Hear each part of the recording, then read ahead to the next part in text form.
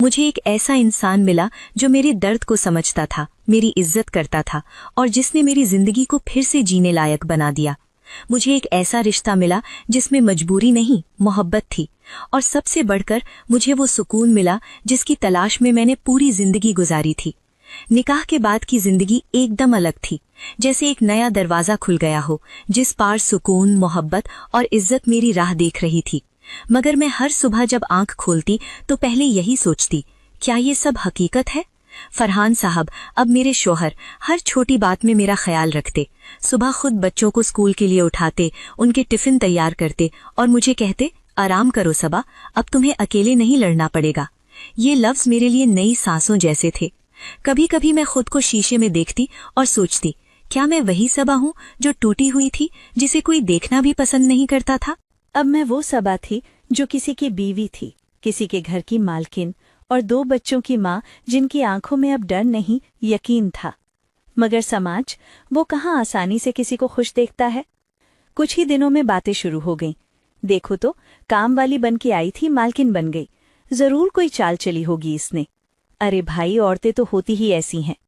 मुझे ये सब सुनाई देता था, मगर मैंने कभी फरहान साहब से शिकायत नहीं की, क्योंकि मैंने एक बात समझ ली थी, जब तक औरत मजबूर होती है सब उसे दया की निगाह से देखते हैं, और जब वो अपने पांव पर खड़ी हो जाती है तो उसी पर उंगलियां उठाई जाती हैं।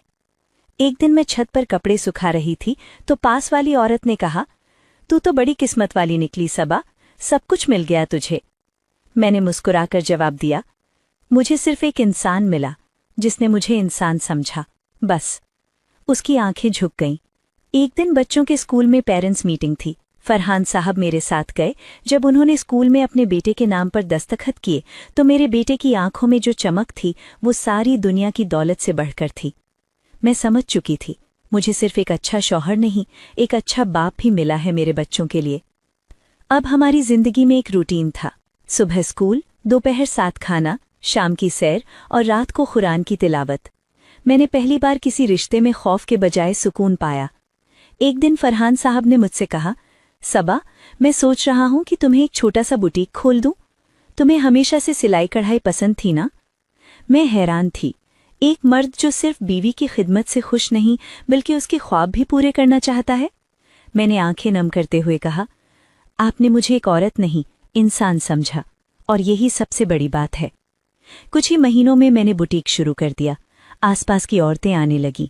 वो जो कल तक मुझे नीची नजरों से देखती थीं, अब मेरी तारीफ करती थीं।